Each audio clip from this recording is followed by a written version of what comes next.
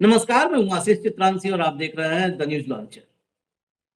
Trump के खिलाफ पूरे अमेरिका और यूरोप में विरोध प्रदर्शन हो रहे हैं। आपने मिड डे मुद्दा में देखा।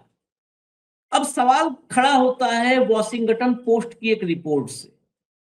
अमेरिकी अखबार है, भारत का होता तो हम चर्चा में भी नहीं लाते। अमेरिकी अखबार ने पेंटागन के अफसरों के हवाले से एक बहुत ही खौफनाक रिपोर्ट छापी है। खौफनाक इसलिए हम कह रहे हैं कि अगर ये रिपोर्ट सच साबित हो गई तो दुनिया में सबसे ज्यादा तबाही वाली जंग के हम साक्षी बन सकते हैं। बहुत सारी जंग हुई हैं, जिन जंगों को इतिहास में हमने पढ़ा, लेकिन सबसे बड़ी तबाही वाला ये जंग हो सकती है, क्योंकि पूरा का पूरा जो इलाका है, ईरान और ईरान का सीमावर्ती इलाका, ये पूरा अमेरिकी सैनिकों के लिए कब्रिस्तान बन सकता है। क्या डोनाल्ड ट्रंप और बेंजामिन नेतन्याहू, ये दोनों के दोनों अपने अपने देशों में अलोकप्रियता से घबरा करके, दो चीजें होती हैं, या तो कई बार अति लोकप्रिय नेता होता है तो वो सनक जाता है, वो मनमर्जी के फैसले लेने लगता है। कई बार अलोकप्रियता जब बढ़ जाती है, मतलब लोकप्रियता घट जाती है, लोग नफरत करने लगते हैं अपने लीडर से, तो वो तबाही की दिशा में बढ़ जाता है। ट्रंप के साथ दूसरा वाला ऑप्शन नजर आ रहा है। अब अलोकप्रियता चरम पर है ट्रंप की। नहीं तो ट्रंप नेतन्याहू के साथ तबाही के इस लेवल पर कतई कदम नहीं बढ़ाते।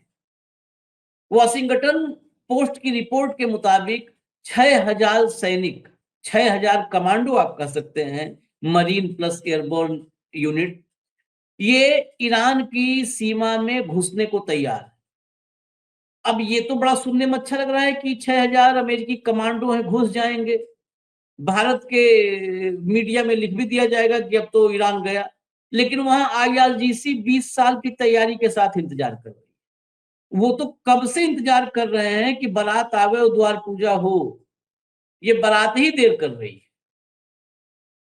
इन हालातों में युद्ध अब बहुत भीषण चरण में प्रवेश कर सकता है। भाव को लाइए, वॉशिंगटन पोस्ट ने क्या लिखा है, ये रिपोर्ट कितनी चिंताजनक है, जरा समझते हैं। स्वागत है भाव। ये चिंताजनक पूरी दुनिया के लिए है ये रिपोर्ट, क्योंकि अगर ये युद्ध भड़का, जिस लेवल पर कह रहे कि भीषण चरण में जा सकता है, अगर उस भीषण फेज में प्रवेश कर गया तो इस युद्ध का विस्तार भी हो सकता है, जिस विस्तार को लिखने से हम परहेज कर रहे हैं। दर्शक कई बार लिख देते हैं कि आप लोग ऐसे ही थर्ड वर्ल्ड वार की आशंका जताने लगते हो, लेकिन ऐसे ही होता है। ये उस युद्ध का विस्तार हो जाए कब, ये कहा नहीं जा सकता। जरा एक एक करके हेडलाइन लाइए, फिर इस खबर को समझेंगे। वॉशिंगटन पोस्ट ने क्या लिखा है अभी आगे लाएंगे हम। यूएस खर्ग प्लान, निशाने पर खर्ग की ऑयल साइट्स, यूएस की बड़ी तैयारी, हमले से चरमरा जाएगी ईरान की इकोनॉमी। ये देखिए, बिल्कुल ही बिना एक्सक्लेमेटरी, हम लोग तो फिर भी लगा देते हैं, बिना क्वेश्चन मार्क इन्होंने सब घोषित कर दिया है कि यूएस की तैयारी और चरमरा भी गई ईरान की इकोनॉमी। आगे चलिए। यूएस का बड़ा प्लान है। 2,500 नौसैनिक और 25 और 3,500 फौजी, ये 3,500 है एयरबोर्न वाले और 2,500 मरीन, और घातक युद्धपोत। ईरान में बड़े ग्राउंड ऑपरेशन की तैयारी में यूएस। आगे चलिए जरा, आगे चलिए। ईरान की तबाही का अमेरिका ने बनाया मास्टर प्लान, हफ्तों से चल रही थी तैयारी। क्या करने वाले हैं ट्रंप, अभी समझ लीजिएगा क्या करने वाले हैं ट्रंप। क्या ईरान में होगा ग्राउंड ऑपरेशन, अमेरिका ने भेजे 3,500 सैनिक, घातक होने वाला है युद्ध। 3,500 नहीं, ये 6,000 हैं। अलग अलग जगहों पर हेडलाइंस अपने अपने हिसाब से लिखिए। 3,500 एयरबोर्न है और 2,500 मरीन है, 6,000 टोटल। ईरान में जमीनी सैन्य कार्रवाई की तैयारी कर रहा है पेंटागन, यूएस मीडिया। वही यूएस मीडिया, वॉशिंगटन पोस्ट ने रिपोर्ट छापी है। यूएसएस त्रिपोली मध्य पूर्व पहुंचा, अमेरिकी सेना का बयान। 3,500 जाबाज सैनिकों और घातक मरीन दस्ते के साथ अमेरिकी लड़ाकू जहाज यूएसएस त्रिपोली मध्य पूर्व पहुंचा है। यूएसएस त्रिपोली के साथ हजारों marine commando area of responsibility में तैनात। यूएसएस त्रिपोली है, यूएसएस त्रिपोली के अलावा यूएसएस बॉक्सर है। आगे चलिए, ईरान में अब होगा जमीनी युद्ध, सेना उतारने के मूड में अमेरिका, मिडिल ईस्ट में हजारों मरीन तैनात। चलिए और आगे बढ़िए जरा। सेंटकॉम यानी सेंट्रल कमांड जो है अमेरिकी सेना का, वो सेंटकॉम ने सोशल मीडिया एक्स पर एक पोस्ट में बताया है कि amphibious assault ship USS Tripoli, amphibious assault मतलब उभयचर, जो जमीन पर और पानी में दोनों में युद्ध कर पाए, यूएसएस ट्रिपोली 27 मार्च को मध्य पूर्व में पहुंचा है।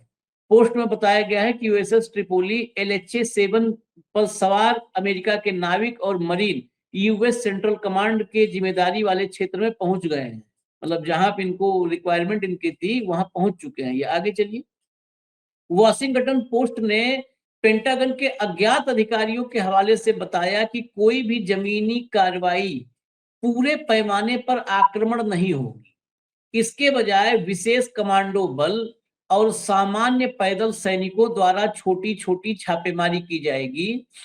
अमेरिकी विदेश मंत्री मार्को रूबियो ने शुक्रवार को जोर देकर कहा था कि अमेरिका जमीनी सैनिकों के बिना भी अपने सभी लक्ष्य हासिल कर सकता है, लेकिन वॉशिंगटन पोस्ट ने बताया कि इस संबंध में योजना काफी आगे बढ़ चुकी है।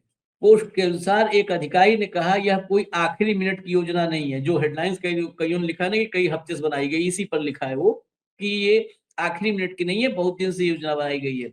व्हाइट हाउस की प्रेस सचिव कैरोलिन लीविट ने का इस संबंध में कहना है कि कमांडर इन चीफ को अधिकतम विकल्प उपलब्ध कराने के लिए तैयारी करना पेंटागन का काम है।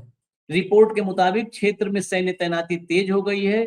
यूएस सेंट्रल कमांड ने शनिवार को कहा कि करीब 3500 नौसैनिक और मरीन सैनिक विमानों और अन्य संसाधनों के साथ यूएसएस ट्रिपोली पर पहुंचे हैं। सीएनएन की रिपोर्ट से पता चलता है कि इन हजारों अमेरिकी सैनिकों में से कुछ को खार्ग द्वीप से संबंधित अभियानों में लगाया जा सकता है। वॉशिंगटन पोस्ट के साथ सीएनएन की रिपोर्ट का भी एक हिस्सा है जो खार्ग वाले मिशन पर की बात कर रहा है। जरा आगे चलिए, ये यूएस सेंट्रल कमांड का ऑफिशियल ट्वीट है जिनके हवाले से ये बात आ रही कि सैनिक पहुंच चुके हैं। वो लिख रहा है, US sellers and marines aboard US Tripoli arrived in US Central Command area of responsibility March 27. The America class amphibious assault ship serves as the flagship of the Tripoli Amphibious Ready Group, 31st Marine Expeditionary Unit composed of about 3500 sailors and marines in addition to transport and strike fighter aircrafts as well as amphibious assault and tactical assets। ये photograph भी आए हैं, जरा photograph दिखाइए। वो जो वहां पर यूएसएस त्रिपोली के साथ मरीन और कमांडो पहुंचे हैं, ये देखिए यूएसएस त्रिपोली जो पहुंचा है, ये फोटो अमेरिका ने ही जारी किया है। ये कमांडोज, एयरबोर्न यूनिट के, मरीन के कमांडो जो पहुंचे हैं, ये वहीं से मतलब ऑफिशियल अमेरिका की तरफ से जारी किया गया है। अब जरा यहीं पर हम रुकेंगे। सबसे पहले इसी हिस्से पर चर्चा करना जरूरी है, इसकी भयावहता। भाऊ 50,000, ये जितनी रिपोर्ट्स हैं उनका कहना है कि मिडिल ईस्ट में 50,000 सैनिक हमारे पहले से हैं। 6,000 हमने स्पेशल कमांडो भेज दिए, 56,000। वो 50,000 तो कहाँ छिपे हैं उसको वहां खोज रहा है IRGC। कहाँ छिपे हैं वो, पहले वो होटल में है, कहीं गेस्ट हाउस में है, पेंट हाउस में है, कहाँ है पता नहीं चल रहा है। ये 6,000, इसमें एक दाम और मैं समझना चाहूंगा। कल का एक बयान था, आज उसकी प्रासंगिकता सामने आ गई। ट्रंप ने कहा था एक कार्यक्रम में कि वहां चर्चा हो रही है कि हमने कांग्रेस से परमिशन नहीं ली इसके लिए।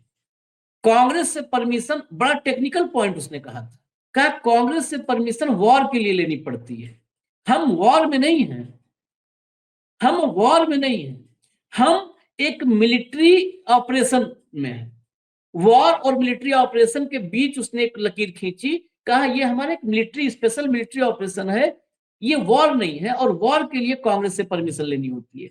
आज जो पेंटागन की रिपोर्ट से वॉशिंगटन पोस्ट में छापा है, मुझे वही उसके लाइन समझ में आ रही है कि हम युद्ध नहीं करने जा रहे हैं, छोटे छोटे टुकड़ी में जाएंगे, ऑपरेशन करें, युद्ध नहीं, वॉर नहीं, मिलिट्री ऑपरेशन। देखिए, ये दो चीजों पे खेल रहे हैं।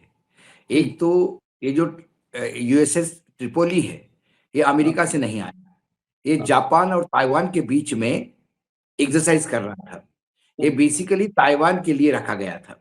ये पूरा का पूरा ताइवान से शिफ्ट करके यहाँ लाया गया। ये बार बार कह रहे थे कि सबसे पहले उसने कहा, आप उसके यदि राष्ट्रपति डोनाल्ड ट्रंप के वक्तव्यों का यदि कोलाज बनाए, तो सबसे पहले उसने कहा कि I have a option to push the ground troops. फिर उसने कहा कि ग्राउंड ट्रूप की जरूरत नहीं है। कल उनके विदेश मंत्री ने G7 में कहा कि ग्राउंड ट्रूप के बगैर भी हम ये हासिल कर सकते हैं, लेकिन for a better option to the supreme commander, मतलब ट्रंप को एक स्टैंड बाय के लिए हम भेज रहे हैं। उसके बाद व्हाइट हाउस ने कहा कि ये ग्राउंड जो है, ट्रूप जो है, वो छोटी छोटी छापेमारी करेंगे। बेसिकली इनका ये कहना है कि जो पैदल सैनिक है और जो मरीन है, इनसे जो खर्ग है उस पर छापेमारी होगी, और जो हार्मोज है उसको खोलने का इन छापेमारी से प्रयास किया जाएगा। ये सारा दिखावा है। मुख्य रूप से हार्मोज से पहले ये खर्ग पे हमला करना चाहते हैं, खर्ग को कब्जे में लेना चाहते हैं। सवाल है कि अब शिप वहां जा नहीं सकती आशीष, ना खर्ग के पास जा सकती है, ना हार्मोज में शिप जा सकती है। नेवल यूएस नेवी ने हाथ ऊपर कर दिए कि हम किसी को प्रोटेक्शन नहीं दे पाएंगे, हम उस हाई रिस्क एरिया में नहीं जा पाएंगे। जो कल जहाज निकले हैं वहां से, जो परमिशन के साथ निकले हैं, उनकी क्या स्थिति हुई है, इसका एक मनीष करके जो कैप्टन था, उसने अपना बयान दिया है, फर्स्ट अकाउंट बयान, कि आपको परमिशन के साथ भी जब शिप जाते हैं तो आपको भगवान भरोसे होना होता है, क्योंकि इतना रेडियो वो फ्रीक्वेंसी जाम की गई हुई है कि ना जीपीएस चलता, ना मैप चलते, ना जो आपको वो मैप देते हैं उस मैप पे फिजिकल, मतलब जो पुराने जमाने में जो नक्शे निकाल निकाल के जहाज चलाते थे, उस मेडिवल पीरियड के रूट से आपको जाना पड़ता है। इतना टाइट कर दिया है। दूसरी बात, फिर ये जो छापेमारी करेंगे तो उस छापेमारी का जवाब कहां से आएगा? वो जो छापेमारी करेंगे तो अल्टीमेटली उनको ग्राउंड पे तो उतरना पड़ेगा। तो ग्राउंड पे आप ओपनिंग में कह दिया कि बारात का स्वागत करने के लिए तो लोग 20 साल से इंतजार में हैं। यहां लाखों की तादाद में है, वहां हजारों की तादाद में है। अभी पेंटागन ये भी कहता है, कुछ रिपोर्ट्स ये भी है ऑफिशियली, कि the president has not yet given permission for a ground action. मतलब वो पूरे देश को कंफ्यूज रखना चाहता है। ग्राउंड एक्शन के लिए हमने परमिशन नहीं दी है, ग्राउंड पे ट्रूप उतारेंगे नहीं, लेकिन छापेमारी करेंगे। अब छापेमारी करने के लिए तो ग्राउंड पे उतारना ही पड़ेगा। ये जो बार बार हमारे दर्शक भी सोचते होंगे कि 6,000 आए, पहले 50,000 तैनात है, वो 50,000 ग्राउंड छोड़ के भागे हुए हैं। वो 50,000 ने ऑलरेडी मिसाइल का प्रसाद खाया है, ड्रोन का प्रसाद खाया है, वो छुप के बैठे हैं। ये 50,000 वही हैं जो किसी भी मिलिट्री बेस को बचा नहीं पाए। ये 50,000 वही हैं जो हार्मोज को खोल नहीं पाए। ये 50,000 वही हैं जो अपनी एम्बेसी को बचा ही नहीं पाए। ये 50,000 वही हैं जो अमेरिकन कंपनी का जो इंटरेस्ट है अलग अलग देशों में, उनको भी बचा नहीं पाए। ये 50,000 वही है जो सीबीआई का मिडिल ईस्ट का हेडक्वार्टर में नहीं बचा पाए। और ये 50,000 वही है जो गैस प्लांट कतार का नहीं बचा पाए। ये 50,000 वही है, वो एमको उसको नहीं बचा पाए, रैमको उसको नहीं बचा पाए। ये 50,000 वही है जो इजराइल को कुछ भी मदद करने की स्थिति में नहीं है। और उनके मदद के लिए ये 3,500 लोग आते हैं मरीन, और 3,000 2,500 अलग से जो स्पेशल ट्रूप्स है। ये स्पेशल कोविड ऑपरेशन, देखिए आशीष, खर्ग या हार्मोज, ये पाकिस्तान के ऊपर जो तुमने रात को सर्जिकल स्ट्राइक करके ओसामा बिन लादेन को उठाया था या मारा था, या आपने ऐसा ही सर्जिकल ऑपरेशन करके वेनेजुएला में प्रेसिडेंट को उठाया था। ये वेनेजुएला नहीं है, ये पाकिस्तान नहीं है, ये ईरान है। और ये कोई एक टारगेट नहीं है। वहां प्रेसिडेंट को उठाना था या किसी एक व्यक्ति को मारना था। यहाँ आपको हार्मोज खोलना है, मतलब पूरे हार्मोज पे कंट्रोल करना होगा, और दूसरा खर्च पे कंट्रोल करना होगा। मैं बता दूं आपको, ईरान इस लेवल पे पहुंचा है, अब चाहे इसको मैडनेस कहो, यदि खर्च पे वाकई अमेरिका घुस जाती है और कब्जा कर लेती है, तो ये पूरे खर्च को उड़ा देंगे, नेस्तनाबूद कर देंगे। हाँ, ये आत्मघाती दस्ता बन चुका है ईरान अब, अपने अस्मिता के लिए और सार्वभौमता के लिए वो किस भी हद तक जा सकता है। और उसने ये चीजें बता दी है, पूरी लीडरशिप की लेयर मारी गई है। पहली लेयर मारी गई, दूसरी लेयर में बहुत सारे लोग मारे गए, तीसरी लेयर, 6 लेयर के साथ चल रहे हैं लोग। तो ये जो इसमें दो चीजें होती है, यदि बहुत ज्यादा कैजुअलिटीज अमेरिका को हो गई, तो अमेरिका के अंदर प्रेशर इतना बढ़ेगा कि ट्रंप को विड्रॉ करना पड़ेगा, या ये परमाणु युद्ध की तरफ भी जा सकता है, हम बार बार कहते हैं। और फिर अमेरिका इजराइल से ही मदद मांगेगा कि आप ही कुछ करो। तो अभी बस सांस रोक के देखने वाला मामला है। यह भी हो सकता है कि मरीन उतारे गए लेकिन छापेमारी भी नहीं हो। यह भी हो सकता है कि मरीन, और फिर वो कहे कि मैं 15 दिन का और टाइम देता हूं निगोशिएशन के लिए, और बहुत एडवांस स्टेज में निगोशिएशन हो रहे हैं, और 3-4 नाम उछल सकता है। बेसिकली ट्रंप इसमें से एग्जिट चाहता है, वो जगह नहीं मिल पा रही है। वो जगह ईरान ने रोक रखी है। ईरान ने जैसे हॉर्मुज स्टेट को रोक रखा है, एग्जिट आपको हार्मोज से ही मिलेगा। हाँ, ट्रंप का एग्जिट प्लान भी हार्मोज से ही है। लेकिन ये बड़ा खतरनाक, जैसे अगर यूएसएस त्रिपोली, यूएसएस बॉक्सर, ये जाएंगे कहां पर? मैं बड़ा मतलब उस मैप को, अगर खर्ग द्वीप वाला मैप हो, हमने बहुत बार चलाया है कंट्रोल रूम, तो जरूर लाइएगा एक बार, क्योंकि हम आगे इसमें बढ़ते हैं प्रोग्राम में। लेकिन उसको ये आएंगे कहां से?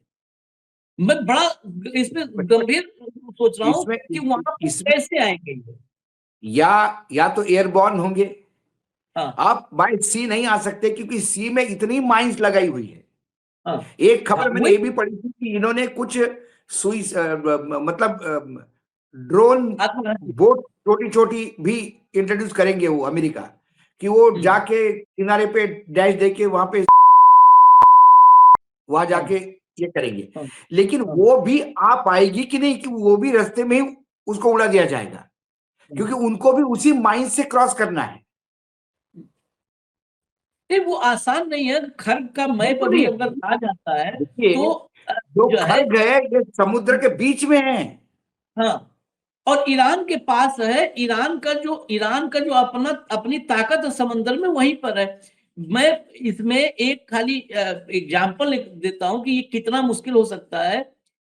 फर्स्ट वर्ल्ड वार में एक फर्स्ट वर्ल्ड वार भी लंबा चला था। 1916 में एक बैटल ऑफ जटलैंड हुआ था। उस समय ब्रिटेन की जो नौसेना थी, वो दुनिया में सबसे ताकतवर नौसेना थी। दुनिया में कोई मुकाबला नहीं था, अमेरिका कोई नहीं। सबसे ताकतवर नेवी अमेरिका की थी, ब्रिटेन की थी।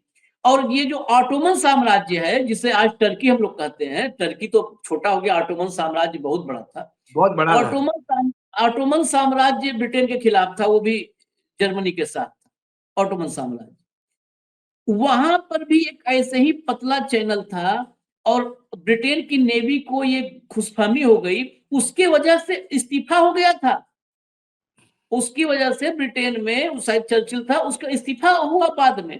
क्यों? इतना बड़ा डिजास्टर हुआ बैटल ऑफ जटलैंड में, उसने उतार दी अपनी नेवी को। और वो नेवी जब उस चैनल में आके फंसी, जर्मनी की नेवी उतनी स्ट्रांग नहीं थी, लेकिन पनडुब्बियां थी, और यही जो बारूदी सुरंग बिछा रखे थे। बारूदी सुरंग, ये ब्रिटिश नेवी को पता था। भाऊ एक मिनट, ये बहुत मतलब महत्वपूर्ण वो है। नहीं, मैं समझ गया। पहले क्लीन करवाया, ब्रिटेन ने क्लीन करवाया। सुनिए, एक कहावत है कि शेर पाइपलाइन में फंस गया, शेर पाइप में फंस गया। वो जो कहावत है, अपने यहाँ कहानी बताते कि पाइपलाइन में शेर फंस गया, वैसा उस बैटल में भी जो नेवी की तूती बोलती थी यूके के, ग्रेट ब्रिटेन बोला जाता था तब, हाँ, ग्रेट ब्रिटेन की नेवी, वो वहां आने के बाद आपके पास ऑप्शंस नहीं है ना। नहीं, उसमें आप यदि तैयारी क्या की, तैयारी की। हाँ, उसने पहले सारे जितने समुद्री वो थे बारूदी सुरंग, सबको क्लीन करवाया, उनके पास टुकड़ी थी, सारा क्लीन करवाया, क्योंकि फ्रांस, ब्रिटेन, रूस सब एक साथ थे, क्लीन करवाया। क्या एक नया तरीका ऑटोमन साम्राज्य और जर्मनी ने ज्वाइंट किया कि वो काला सागर में बारूदी सुरंगों को, फ्लोटिंग बारूदी सुरंग छोड़ दिए कि आपने यहाँ क्लीन करवा दिया, और वो बिल्कुल बिल्कुल फ्लोटिंग जो है वो बहाव के साथ आई। 14 जहाज डूबे थे ब्रिटेन के, 14 14 मतलब ऑफिशियल, फ्रांस के डूबे, और करीब ये करीब 8,000 नौसैनिक डूब गए, मर गए, 8,000 नौसैनिक। यहाँ पे भी 3 टाइप की बारूदी सुरंग लगाई है, 3 टाइप हम्म की, जो फ्लोटिंग भी है, जो हम्म, थोड़ी सी पानी के नीचे भी है, जो हाँ, जहां सतह कम है वहां सतह से ऊपर 4-4 फीट, मतलब पनडुब्बी के लिए भी तैयार है। हम्म, हम्म, ये ऑलरेडी व्यवस्था है हम्म, उनकी की हुई। यही हार्मोज में है, इसीलिए नेवी, अमेरिकन नेवी भी हार्मोज में घुसने से मना कर रही है। हाँ, हाँ, वहां तो 200 मीटर की डेप्थ है। हम्म, ये कोरल आइलैंड है। कोरल आइलैंड के आसपास भी, जैसा हम जिसको राम सेतु कहते हैं, वो भी हाँ, कोरल का ही इम्पैक्ट है। हाँ, उस कोरल आइलैंड के यहाँ यदि कम डेप्थ वाली चीजें होगी तो वहां पे भी एक टाइप की सुरंग बिछाई जाएगी। तो अच्छा, ईरान के पास क्या है आशीष, इसका पूरे दुनिया को किसी को कोई मालूम ही नहीं है। सबसे बड़ी मतलब बात एफ यही।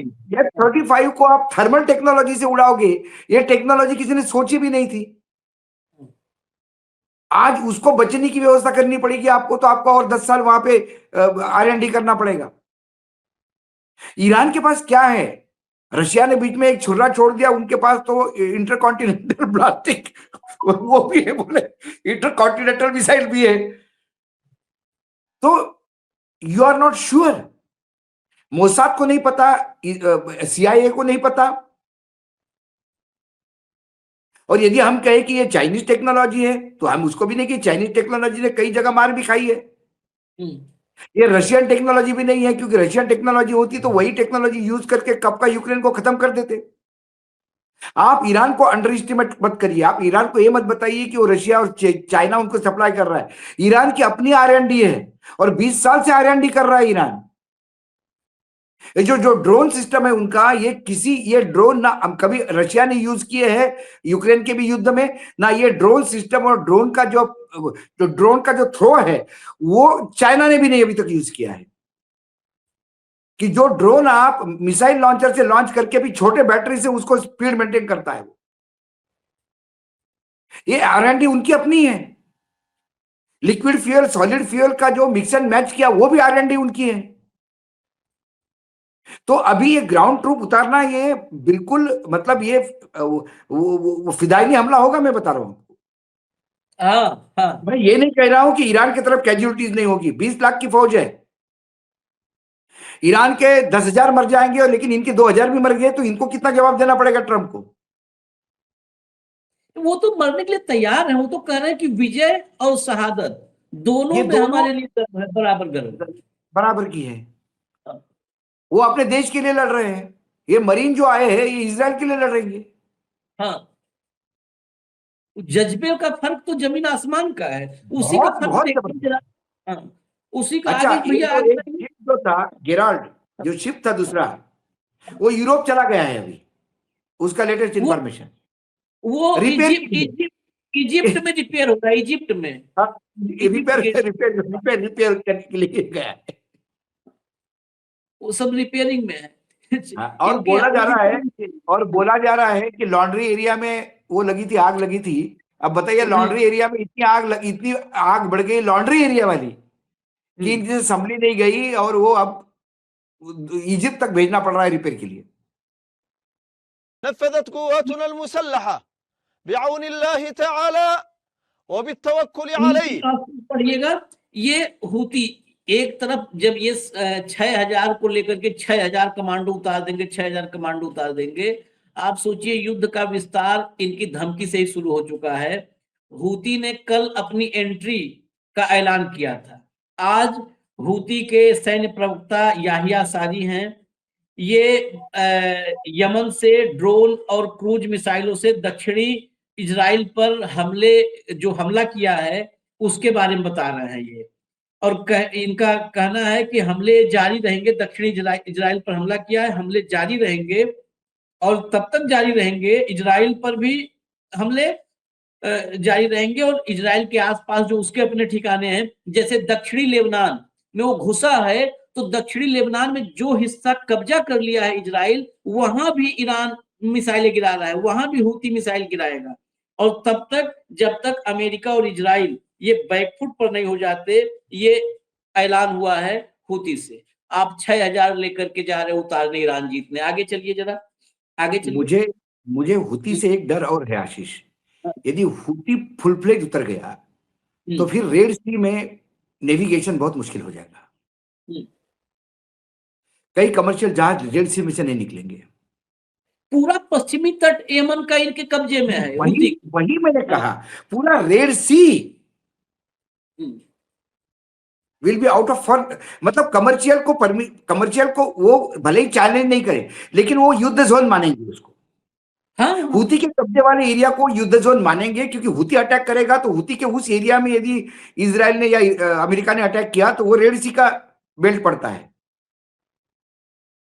तो आप इमेजिन करिए, ये सब केप ऑफ गुड होप से ही जाएंगे।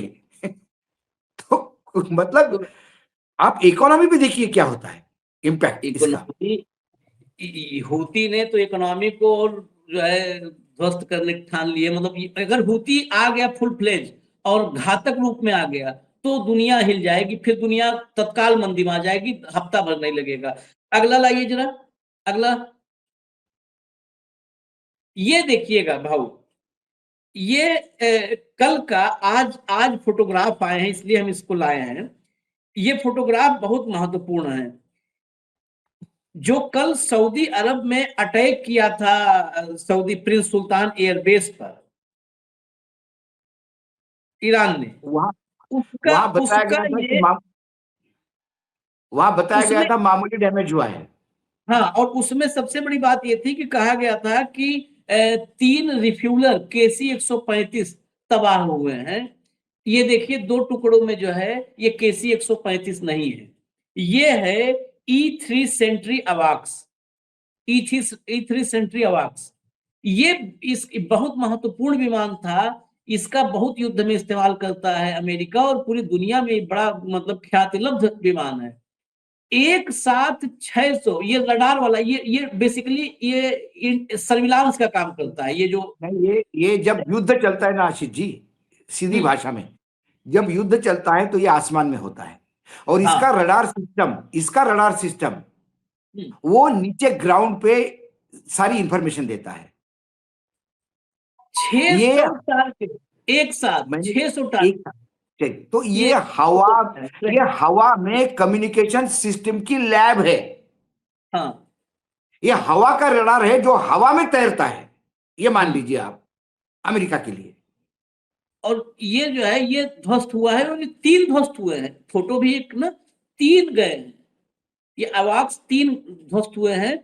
ये आपके सामने कल का, और कैजुअलिटी भी वहां पर अब गंभीर बताई जा रही है कि मतलब कई सैनिक बहुत क्रिटिकल है वहां पर जो कल अटैक हुआ था। आगे चलिए जरा। ये देखिए कल एक सूची हमने दिखाई थी आपको जो ईरान ने जारी किया था कि हमारे स्टील प्लांट पर हमला हुआ है तो कहां कहां करेंगे। ये पहला उसका आ गया है प्रमाण। ईरान ने एल्यूमिनियम बहरीन को बनाया निशाना, 2 लोग हुए घायल, कंपनी ने किया फोर्स मेज्योर घोषित। फोर्स मेज्योर घोषित करना ये बड़ी बात है। घायल 2 हैं, वो उतना महत्वपूर्ण। फोर्स मेज्योर मतलब बहुत ही आपात वाली स्थिति है, जो बिल्कुल भी हमने कल्पना नहीं की थी, वैसी स्थिति पैदा हो जाए, फोर्स मेज्योर की घोषित किया जाता है। कई खबरें ऐसी प्लान कि जो खबर युद्ध पे कवर करने वाले पोर्टल्स बताते हैं कि ये एल्यूमिनियम प्लांट बहुत बुरी तरह से क्षतिग्रस्त हुआ है। हाँ। लेकिन उनके सरकार की तरफ से जो मैसेज आया है, मतलब वो जो खबर आई है कि प्लांट को इतना नुकसान नहीं हुआ, लेकिन कर्मचारियों को सुरक्षा देखते हुए प्लांट बंद कर दिया गया है। कर्मचारियों की सुरक्षा देखते हुए वो बेसिकली ऐसा ही है। कल भी ये बोला था अमेरिका ने कि कोई मामूली डैमेज हुआ है, हाँ हाँ और आज ये फोटोग्राफ दिखते हैं। उन्होंने अब्राहिम का भी नहीं माना था, वो बाद में बोला ट्रम्प। ये बहुत अब मारा ये भी है। नहीं माना। हाँ, F-30 मतलब इस पूरे इसमें इजराइल और अमेरिका और उनके सारे जो साथी है जो उनके वजह से बेचारे मार खा रहे हैं, ये सभी लोग कोई इंफॉर्मेशन ओरिजिनल या सच्चाई नहीं दे रही है। एक ईरानी है, उसको हम कुछ भी कहे, इतना तो शेर है, तो मार खाता है तो भी बताता है। अपने हाँ, यहाँ हाँ। जो डैमेज होता है उसका भी फुटेज रिलीज करता है, और जो मारता है दूसरे को उसका भी फुटेज रिलीज करता है। इसमें इसमें एक बात देखिए, सऊदी का मैं परसों का स्टेटमेंट, हम सोचे थे कि उस पर फिर बहुत छोटा 2-4 मिनट आदमी करेगा। सऊदी का एक स्टेटमेंट था, वो बहुत जबरदस्त था ईरान के लिए। सऊदी ने अमेरिका से कहा था कि घायल शेर को छोड़ना ठीक नहीं है। ये कहना ही ईरान की जीत है कि वो शेर है, और ये सारे के सारे लकड़बग्घे लोमड़ी ये सब उससे लड़ रहे हैं। जब सऊदी ने कहा आपने था ईरान घायल को शेर को शेर छोड़ना कह ठीक दिया, है। जब आपने ईरान को शेर कह दिया, तो फिर बाकी तो अपने आप को ही आपने नामाकरण कर लिया अपना खुद का। हाँ। एक एक और मैं बयान सुना दूं। पूरे गंभीर चर्चा के आखिर में हमेशा हम कोशिश करते हैं कुछ तो उसी युद्ध से आ जाए ऐसा जिसको लोग एंजॉय कर सके। जरा सुनवाइए, इनको साहब को सुनवाइए, जो लोग पहचान पाएंगे ठीक, नहीं तो हम फिर परिचय देंगे। Piece of true greatness, Iranians are ready to play their part. The final blow will be delivered by the people of Iran themselves. They are already on the ground and they have already demonstrated their extraordinary courage. They are ready to fight again, but they must be given the chance to do so. As President Trump, Prime Minister Netanyahu, and myself have urged, they are taking shelter while the bombs are falling. But when the right moment arrives, as in January, I will call on them to rise up again.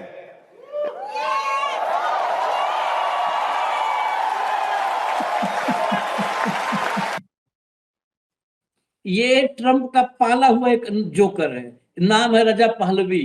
ये खुद को घोषित कर चुका है supreme leader. जैसे ही खamenei की शहादत हुई, इसने घोषित कर लिया कि अब मैं हूं, ईरान के लोगों ने मुझे बना दिया है। इसे हाँ। एक बार इसी 6000 के साथ अगर 6000+1 हो जाता तो वो बड़ा अच्छा होता, इसको भी भेज देते। ये कह रहा है ये अली अयतुल्ला खोमेनी के शहादत के बाद इसने अपने आप को घोषित कर दिया था। हाँ। हाँ। और कहा ईरान की पूरा ईरान चाहता है मैं, इसलिए इसका इंटरनेशनल लेवल पर वो वही है, ट्रंप का झुंड है, वो जो बैठा हुआ है कर रहा था, वो ट्रंप वाला झुंड है। पूरी दुनिया में आज की तारीख में ये घोषित, इसके बाद इसको लोग अपने यहाँ ब्रेकफास्ट पर नहीं बुलाएंगे युद्ध खत्म होने के बाद। इसके पहले तो बुला लेते थे कि क्राउन प्रिंस है, इसके साथ लगता है ना कि क्राउन प्रिंस पहलवी खानदान का है, अमेरिका में निर्वासित जिंदगी जी रहा है, तो क्राउन प्रिंस की वजह से लोग नाश्ते बुला लेते थे। अब इसको नाश्ता कोई नहीं करवाएगा कि जान गए सब कि इसके साथ एक आदमी ईरान का नहीं है। इसको लोग इसलिए पाले हुए थे कि इस हो सकता है ईरान में पहलवी राजवंश के लोग हों समर्थक, उसी गफलत में तो फंस गया ट्रंप। इसका वक्तव्य बहुत मजेशीर था। हाँ। बहुत ही मजेशीर था कि ईरान के लोग तबीयत से लड़ रहे हैं, हाँ। ईरान के लोग जबरदस्त लड़ रहे हैं। ठीक है, मेरी ट्रंप और नेतन्याहू से बात हो गई है। अभी हम बंकर में छुपे हुए हैं। समय आने पे जनवरी तक हम बाहर निकलेंगे। मैं बोलूंगा तो ईरान में सभी लोगों को जब कहूंगा तो उठ खड़े होंगे, पूरा ईरान उठ खड़ा होगा। अभी समय का इंतजार बताओ। सारा ईरान तो हमने रास्ते पे देखा, बंकर में कौन छुपा? मतलब ईरान में है कितने लोग? जितने बाहर निकले उतने बंकर में होंगे, तो बंकर कितना बड़ा होगा? क्या बात करते, गजब भाई। बंकर में तो इजराइल है।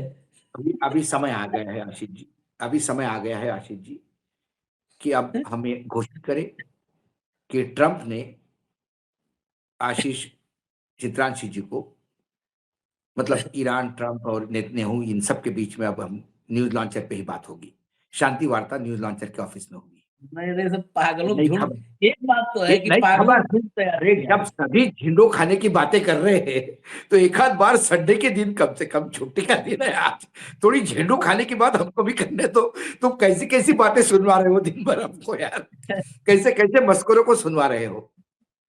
इस अब उनको सुन सुन के कभी हमारी भी इच्छा हो रही है कि थोड़ा सी मस्करी अपन भी कर ले। हाइट हो गई इन सब 3 महीना हमारे 13 में, 3 महीना 13 में पड़ोसी इसको नहीं पूछता होगा। ये खुद ही इसको, ये ट्रम्प, मतलब ट्रम्प के लिए ये इतना बड़ा लाइबिलिटी हो गया। शुरू में ट्रम्प ने बहुत इसको किया था, रजा पहलवी, अब ये लाइबिलिटी हो गया। भाई ट्रम्प ने इसका यूज करके वहां डीप स्टेट करने का प्रयास किया, और जब ट्रम्प को समझ में आ गया कि इसके पीछे तो वहां के 2-4 कुत्ते भी नहीं आए, तो फिर ट्रम्प ने कहा कि रिजिम भी चेंज होगी तो तुम्हारे में से ही आएगा। कुछ नहीं, और ये बीच जो में है तो ट्रम्प ने, अरे बाबा बीच में तो ट्रम्प ने कहा कि उसी को बुला रहे थे लोग।